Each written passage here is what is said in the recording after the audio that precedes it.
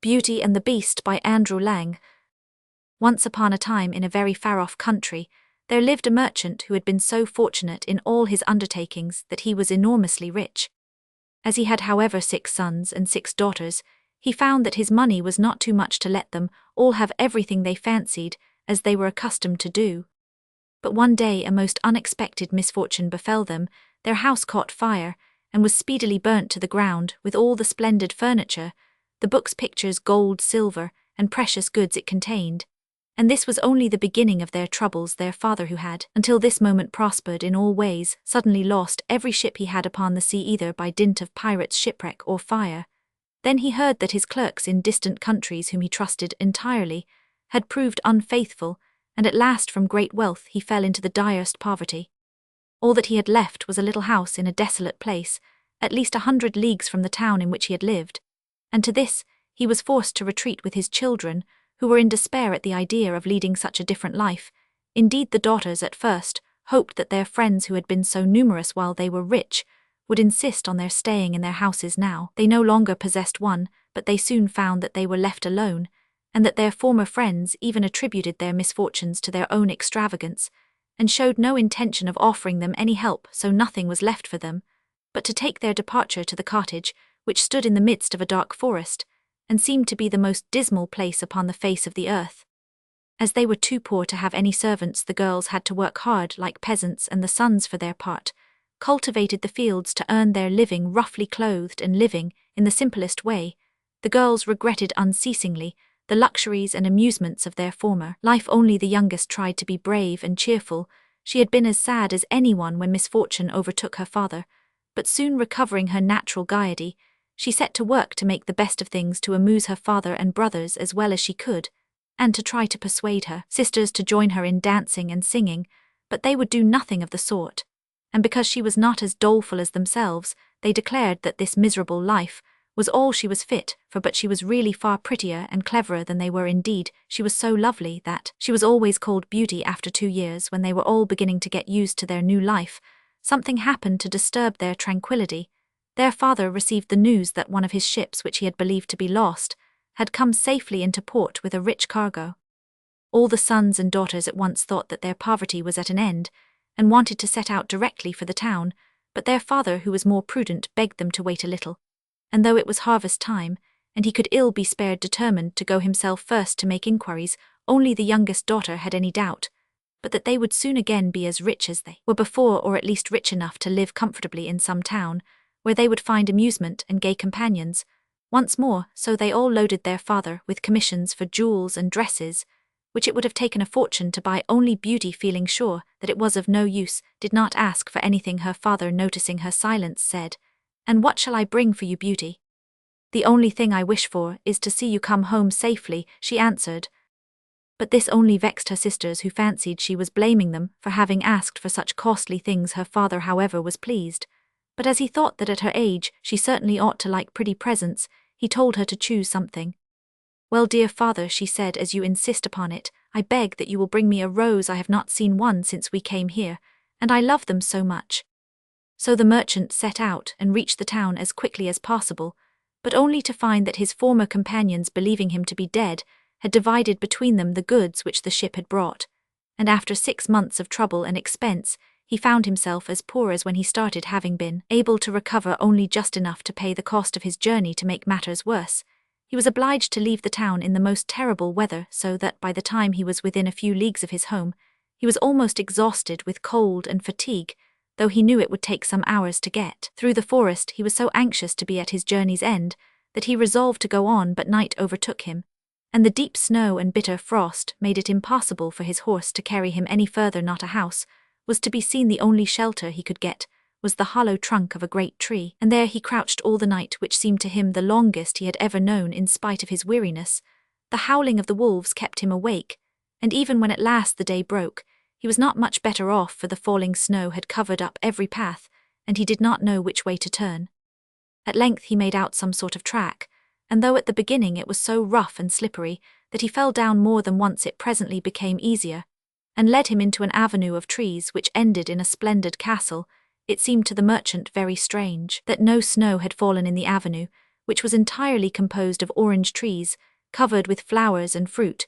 When he reached the first court of the castle, he saw before him a flight of agate steps and went up them, and passed through several splendidly furnished rooms. The pleasant warmth of the air revived him, and he felt very hungry, but there seemed to be nobody in all this vast and splendid palace whom he could ask to give him something to eat. Deep silence reigned everywhere, and at last, tired of roaming through empty rooms and galleries, he stopped in a room smaller than the rest where a clear fire was burning, and a couch was drawn up closely to it.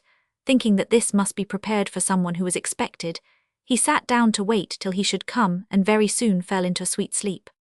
When his extreme hunger wakened him after several hours, he was still alone, but a little table upon which was a good dinner had been drawn up close to him, and as he had eaten nothing for 24 hours, he lost no time in beginning his meal, hoping that he might soon have an opportunity of thanking his considerate entertainer, whoever it might be.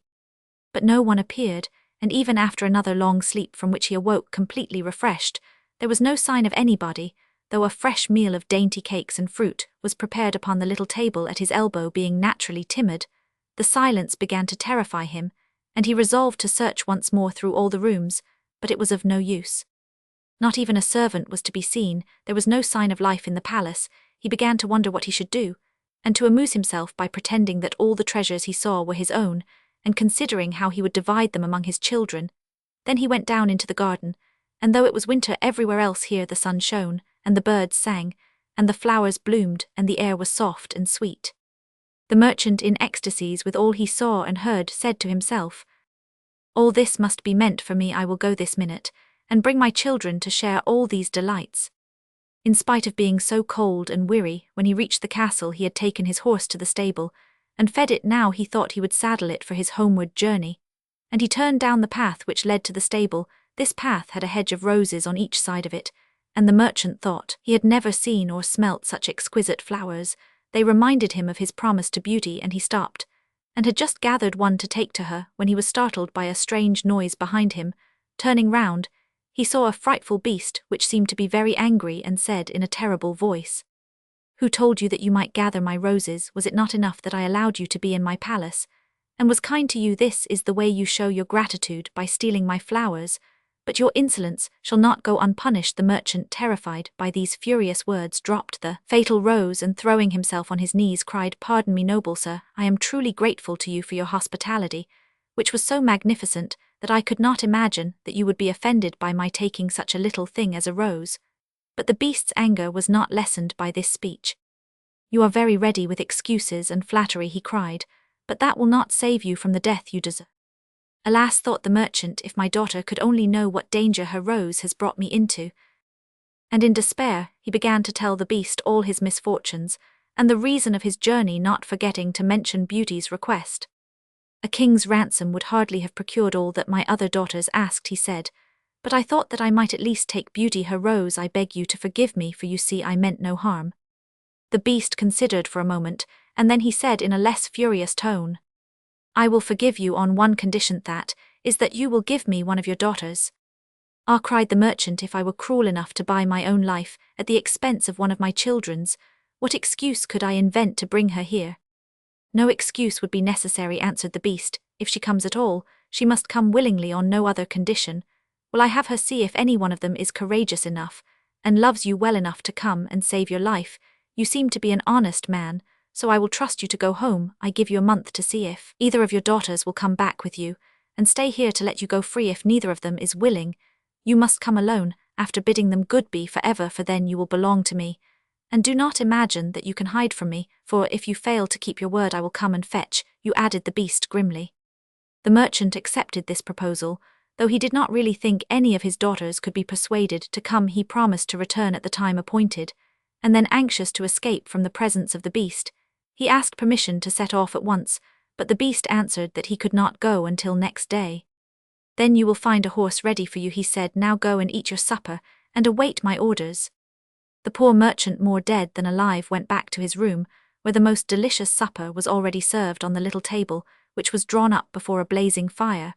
But he was too terrified to eat, and only tasted a few of the dishes for fear the beast should be angry if he did not obey his orders. When he had finished, He heard a great noise in the next room which he knew meant that the beast was coming, as he could do nothing to escape his visit. The only thing that remained was to seem as little afraid as possible.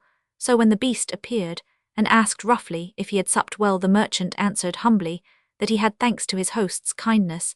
Then the beast warned him to remember their agreement and to prepare his daughter exactly for what she had to expect. "Do not get up tomorrow," he added, "until you see the sun and hear a golden bell ring. Then you will find your breakfast waiting for you here, and the horse you are to ride will be ready in the courtyard. He will also bring you back again when you come with your daughter a month hence. Farewell, take a rose to Beauty, and remember your promise."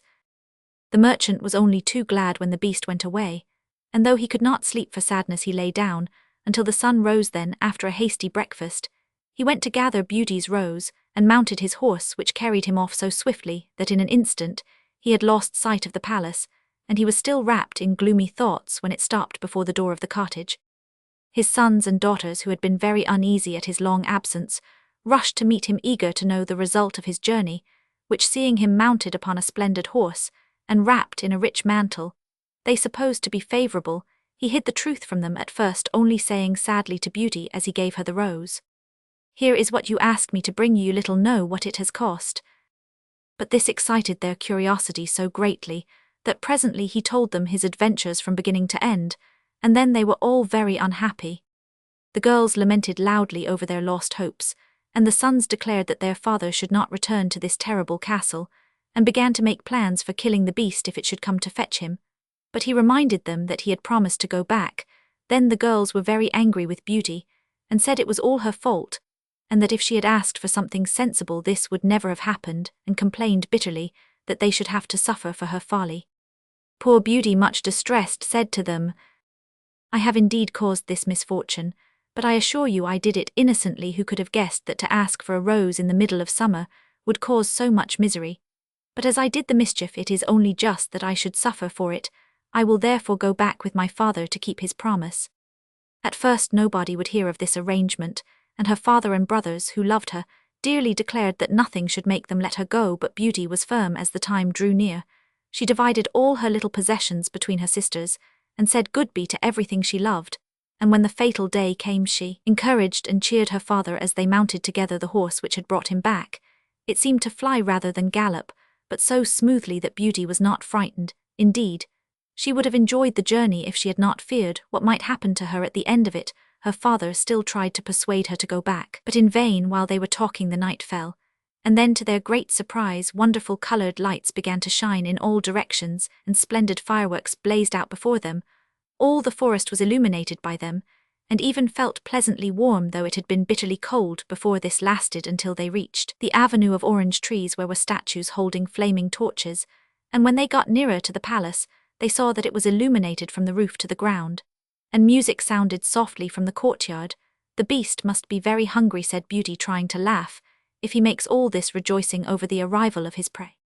But in spite of her anxiety, she could not help admiring all the wonderful things she saw. The horse stopped at the foot of the flight of steps leading to the terrace, and when they had dismounted, her father led her to the little room he had been in before, where they found a splendid fire burning, and the table daintily spread with a delicious supper. The merchant knew that this was meant for them, and Beauty, who was rather less frightened now that she had passed through so many rooms and seen nothing of the beast, was quite willing to begin, for her long ride had made her very hungry. But they had hardly finished their meal when the noise of the beast's footsteps was heard approaching, and Beauty clung to her father in terror, which became all the greater when she saw how frightened he was. But when the beast really appeared, though she trembled at the sight of him, she made a great effort to hide her terror and saluted him respectfully. This evidently pleased the beast. After looking at her, he said in a tone that might have struck terror into the boldest heart, though he did not seem to be angry, "Good evening, old man." "Good evening, Beauty." The merchant was too terrified to reply, but Beauty answered sweetly, "Good evening, beast." "Have you come willingly?" asked the beast. "Will you be content to stay here when your father goes away?" Beauty answered bravely that she was quite prepared to stay. "I am pleased with you," said the beast. "As you have come of your own accord, you may stay. As for you, old man," he added, turning to the merchant, "at sunrise tomorrow, you will take your departure. When the bell rings, get up quickly and eat your breakfast, and you will find the same horse waiting to take you home. But remember that you must never expect to see my palace again." Then turning to Beauty, he said, "Take your father into the next room, and help him to choose everything you think your brothers and sisters would like to have. You will find 2 traveling trunks there. Fill them as full as you can. It is only just that you should send them something very precious as a remembrance of yourself." Then he went away after saying, "Good be Beauty, good be old man," and though Beauty was beginning to think with great dismay of her father's departure, she was afraid to disobey the beast's orders, and they went into the next room, which had shelves and cupboards all round it. They were greatly surprised at the riches it contained. There were splendid dresses fit for a queen, with all the ornaments that were to be worn with them, and when Beauty opened the cupboards, she was quite dazzled by the gorgeous jewels that lay in heaps upon every shelf. After choosing a vast quantity, which she divided between her sisters, for she had made a heap of the wonderful dresses for each of them, she opened the last chest, which was full of gold. "I think, father," she said, "that as the gold will be more useful to you, we had better take out the other things again, and fill the trunks with it." So they did this, but the more they put in, the more room there seemed to be, and at last they put back all the jewels and dresses they had taken out, and Beauty even added as many more of the jewels as she could carry at once, and then the trunks were not too full, but they were so heavy that an elephant could not have carried them. "The beast was mocking us," cried the merchant. "He must have pretended to give us all these things, knowing that I could not carry them away." "Let us wait and see," answered Beauty. "I cannot believe that he meant to deceive us. All we can do is to fasten them up and leave them ready." So they did this, and returned to the little room, where to their astonishment they found breakfast ready. The merchant ate his with a good appetite, as the beast's generosity made him believe that he might perhaps venture to come back soon and see Beauty. But she felt sure that her father was leaving her forever, so she was very sad when the bell rang sharply for the second time, and warned them that the time had come for them to part. They went down into the courtyard, where 2 horses were waiting, one loaded with the 2 trunks, the other for him to ride. They were pawing the ground in their impatience to start, and the merchant was forced to bid Beauty a hasty farewell, and as soon as he was mounted, he went off at such a pace that she lost sight of him in an instant. Then Beauty began to cry and wandered sadly back to her own room, but she soon found that she was very sleepy, and as she had nothing better to do, she lay down and instantly fell asleep. And then she dreamed that she was walking by a brook bordered with trees, and lamenting her sad fate, when a young prince, handsomer than anyone she had ever seen, and with a voice that went straight to her heart, came and said to her, "Ah, Beauty, you are not so unfortunate as you suppose. Here you will be rewarded for all you have suffered elsewhere. Your every wish shall be gratified. Only try to find me out, no matter how I may be disguised, as I love you dearly. And in making me happy you will find your own happiness. Be as true-hearted as you are beautiful, and we shall have nothing left to wish for." "What can I do, Prince, to make you happy?" said Beauty. "Only be grateful," he answered, "and do not trust too much to your eyes. And above all, do not desert me until you have saved me from my cruel misery." After this, she thought she found herself in a room with a stately and beautiful lady, who said to her, "Dear Beauty, try not to regret all you have left behind you, for you are destined to a better fate. Only do not let yourself be deceived by appearances." Beauty found her dreams so interesting that she was in no hurry to awake, but presently the clock roused her by calling her name softly 12 times, and then she got up and found her dressing table set out with everything she could possibly want, and when her toilet was finished, she found dinner was waiting in the room next to hers. But dinner does not take very long when you are all by yourself, and very soon she sat down cozily in the corner of a sofa and began to think about the charming prince she had seen in her dream. "He said I could make him happy," said Beauty to herself. "It seems then that this horrible beast keeps him a prisoner. How can I set him free, I wonder? Why, they both told me not to trust to appearances. I don't understand it, but after all it was only a dream, so why should I trouble myself about it? I had better go and find something to do to amuse myself." So she got up and began to explore some of the many rooms of the palace.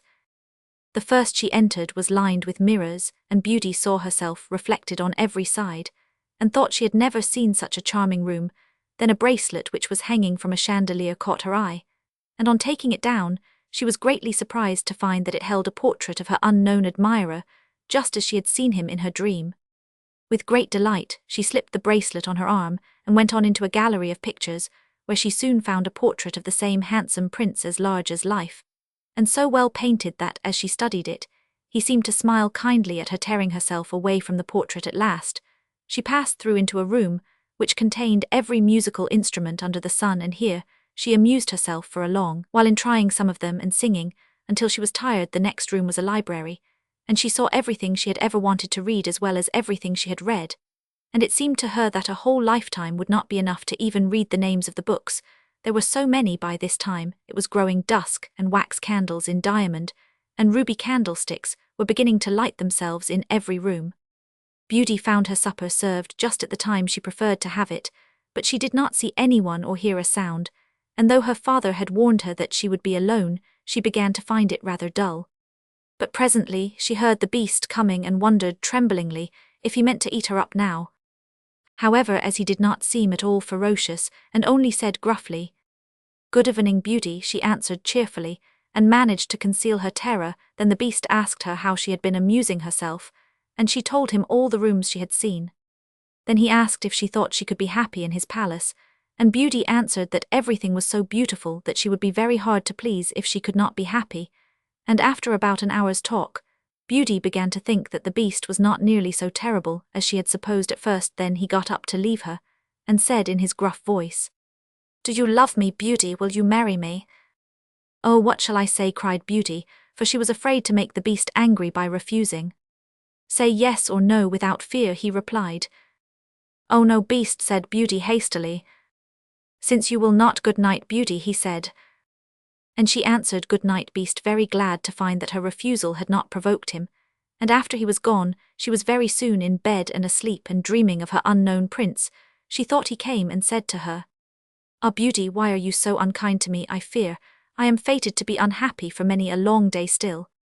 And then her dreams changed, but the charming prince figured in them all, and when morning came her first thought was to look at the portrait and see if it was really like him, and she found that it certainly was. This morning she decided to amuse herself in the garden, for the sun shone, and all the fountains were playing, but she was astonished to find that every place was familiar to her. And presently she came to the brook where the myrtle trees were growing, where she had first met the prince in her dream, and that made her think more than ever that he must be kept a prisoner by the beast. When she was tired, she went back to the palace, and found a new room full of materials for every kind of work ribbons to make into bows and silks to work into flowers. Then there was an aviary full of rare birds, which were so tame that they flew to Beauty as soon as they saw her, and perched upon her shoulders and her head. "Pretty little creatures," she said, "how I wish that your cage was nearer to my room, that I might often hear you sing." So saying, she opened a door, and found to her delight that it led into her own room, though she had thought it was quite the other side of the palace. There were more birds in a room farther on, parrots and cockatoos that could talk, and they greeted Beauty by name. Indeed, she found them so entertaining that she took one or two back to her room, and they talked to her while she was at supper, after which the beast paid her his usual visit, and asked her the same questions as before, and then with a gruff good night, he took his departure, and Beauty went to bed to dream of her mysterious prince. The days passed swiftly in different amusements, and after a while Beauty found out another strange thing in the palace, which often pleased her when she was tired of being alone. There was one room which she had not noticed particularly. It was empty, except that under each of the windows stood a very comfortable chair, and the first time she had looked out of the window, it had seemed to her that a black curtain prevented her from seeing anything outside. But the second time she went into the room, happening to be tired, she sat down in one of the chairs, when instantly the curtain was rolled aside, and a most amusing pantomime was acted before her. There were dances, and coloured lights, and music, and pretty dresses, and it was all so gay that Beauty was in ecstasies. After that she tried the other 7 windows in turn, and there was some new and surprising entertainment to be seen from each of them, so that Beauty never could feel lonely any more. Every evening after supper the beast came to see her, and always before saying good night asked her in his terrible voice, "Beauty, will you marry me?" And it seemed to Beauty now, she understood him better, that when she said no, beast, he went away quite sad, but her happy dreams of the handsome young prince soon made her forget the poor beast, and the only thing that at all disturbed her was to be constantly told to distrust appearances, to let her heart guide her, and not her eyes, and many other equally perplexing things, which consider as she would she could not understand. So everything went on for a long time, until at last, happy as she was, Beauty began to long for the sight of her father and her brothers and sisters, and one night, seeing her look very sad, the beast asked her what was the matter. Beauty had quite ceased to be afraid of him. Now she knew that he was really gentle in spite of his ferocious looks and his dreadful voice, so she answered that she was longing to see her home once more. Upon hearing this, the beast seemed sadly distressed and cried miserably, Ah, Beauty, have you the heart to desert an unhappy beast like this? What more do you want to make you happy, is it? Because you hate me that you want to escape? No, dear Beast, answered Beauty softly, I do not hate you, and I should be very sorry never to see you any more. But I long to see my father again. Only let me go for 2 months, and I promise to come back to you and stay for the rest of my life. The Beast, who had been sighing dolefully while she spoke, now replied, I cannot refuse you anything you ask, even though it should cost me my life. Take the 4 boxes you will find in the room next to your own, and fill them with everything you wish to take with you. But remember your promise, and come back when the 2 months are over, or you may have cause to repent it, for if you do not come in good time you will find your faithful Beast dead. You will not need any chariot to bring you back. Only say goodbye to all your brothers and sisters the night before you come away. And when you have gone to bed, turn this ring round upon your finger, and say firmly, I wish to go back to my palace, and see my Beast again. Good night, Beauty, fear nothing, sleep peacefully, and before long you shall see your father once more. As soon as Beauty was alone, she hastened to fill the boxes with all the rare and precious things she saw about her, and only when she was tired of heaping things into them did they seem to be full. Then she went to bed, but could hardly sleep for joy, and when at last she did begin to dream of her beloved prince, she was grieved to see him stretched upon a grassy bank, sad and weary, and hardly like himself. What is the matter? She cried. He looked at her reproachfully and said, How can you ask me, cruel one? Are you not leaving me to my death, perhaps? Ah, don't be so sorrowful, cried Beauty. I am only going to assure my father that I am safe and happy. I have promised the Beast faithfully that I will come back, and he would die of grief if I did not keep my word. What would that matter to you? Said the prince. Surely you would not care. Indeed, I should be ungrateful if I did not care for such a kind beast, cried Beauty indignantly. I would die to save him from pain. I assure you it is not his fault that he is so ugly. Just then a strange sound woke her. Somione was speaking not very far away, and opening her eyes, she found herself in a room she had never seen before, which was certainly not nearly so splendid as those she was used to in the Beast's palace. Where could she be? She got up and dressed hastily, and then saw that the boxes she had packed the night before were all in the room. While she was wondering by what magic the Beast had transported them and herself to this strange place, she suddenly heard her father's voice and rushed out and greeted him joyfully. Her brothers and sisters were all astonished at her appearance, as they had never expected to see her again, and there was no end to the questions they asked her. She had also much to hear about what had happened to them while she was away and of her father's journey home, but when they heard that she had only come to be with them for a short time, and then must go back to the Beast's palace forever, they lamented loudly. Then Beauty asked her father what he thought could be the meaning of her strange dreams, and why the prince constantly begged her not to trust to appearances. After much consideration, he answered, You tell me yourself that the Beast, frightful as he is, loves you dearly, and deserves your love and gratitude for his gentleness and kindness. I think the prince must mean you to understand that you ought to reward him by doing as he wishes you to, in spite of his ugliness. Beauty could not help seeing that this seemed very probable. Still, when she thought of her dear prince, who was so handsome, she did not feel at all inclined to marry the Beast. At any rate for 2 months she need not decide, but could enjoy herself with her sisters. But though they were rich now and lived in town again, and had plenty of acquaintances, Beauty found that nothing amused her very much, and she often thought of the palace where she was so happy, especially as at home she never once dreamed of her dear prince, and she felt quite sad without him.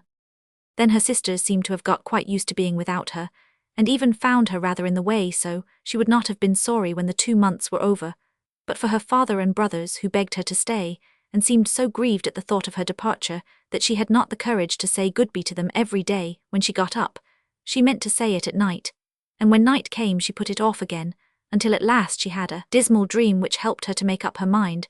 She thought she was wandering in a lonely path in the palace gardens when she heard groans, which seemed to come from some bushes hiding the entrance of a cave, and running quickly to see what could be the matter, she found the Beast stretched out upon his side, apparently dying. He reproached her faintly with being the cause of his distress, and at the same moment a stately lady appeared and said very gravely, Ah, Beauty, you are only just in time to save his life. See what happens when people do not keep their promises. If you had delayed 1 day more, you would have found him dead. Beauty was so terrified by this dream that the next morning she announced her intention of going back at once, and that very night she said goodbye to her father and all her brothers and sisters. And as soon as she was in bed, she turned her ring round upon her finger and said firmly, I wish to go back to my palace and see my Beast again, as she had been told to do. Then she fell asleep instantly, and only woke up to hear the clock saying "Beauty, beauty" 12 times in its musical voice, which told her at once that she was really in the palace. Once more everything was just as before, and her birds were so glad to see her, but Beauty thought she had never known such a long day, for she was so anxious to see the beast again that she felt as if supper time would never come. But when it did come and no beast appeared, she was really frightened, so after listening and waiting for a long time, she ran down into the garden to search for him. Up and down the paths and avenues ran poor Beauty, calling him in vain, for no one answered, and not a trace of him could she find, until at last, quite tired, she stopped for a minute's rest, and saw that she was standing opposite the shady path she had seen in her dream. She rushed down it, and sure enough there was the cave, and in it lay the beast asleep. As Beauty thought quite glad to have found him, she ran up and stroked his head, but to her horror he did not move or open his eyes. "Oh, he is dead, and it is all my fault," said Beauty, crying bitterly. But then, looking at him again, she fancied he still breathed, and hastily fetching some water from the nearest fountain, she sprinkled it over his face, and to her great delight he began to revive. "Oh, beast, how you frightened me," she cried. "I never knew how much I loved you, until just now, when I feared I was too late to save your life." "Can you really love such an ugly creature as I am?" said the beast, faintly. "Ah, Beauty, you only came just in time. I was dying, because I thought you had forgotten your promise, but go back now, and rest. I shall see you again, by and by." Beauty, who had half expected that he would be angry with her, was reassured by his gentle voice, and went back to the palace, where supper was awaiting her, and afterward the beast came in as usual, and talked about the time she had spent with her father, asking if she had enjoyed herself, and if they had all been very glad to see her. Beauty answered politely, and quite enjoyed telling him all that had happened to her, and when at last the time came for him to go, and he asked, as he had so often asked before, "Beauty, will you marry me?" she answered softly, "Yes, dear beast." As she spoke, a blaze of light sprang up before the windows of the palace, fireworks crackled, and guns banged, and across the avenue of orange trees, in letters, all made of fireflies, was written, "Long live the prince and his bride." Turning to ask the beast what it could all mean, Beauty found that he had disappeared, and in his place stood her long-gloved prince. At the same moment, the wheels of a chariot were heard upon the terrace, and 2 ladies entered the room. One of them Beauty recognized as the stately lady she had seen in her dreams. The other was also so grand and queenly that Beauty hardly knew which to greet first. But the one she already knew said to her companion, "Well, Queen, this is Beauty, who has had the courage to rescue your son from the terrible enchantment. They love one another, and only your consent to their marriage is wanting to make them perfectly happy." "I consent with all my heart," cried the Queen. "How can I ever thank you enough, charming girl, for having restored my dear son to his natural form?" And then she tenderly embraced Beauty and the prince, who had meanwhile been greeting the fairy and receiving her congratulations. "Now," said the fairy to Beauty, "I suppose you would like me to send for all your brothers and sisters to dance at your wedding." And so she did, and the marriage was celebrated the very next day with the utmost splendor and beauty, and the prince lived happily ever after one.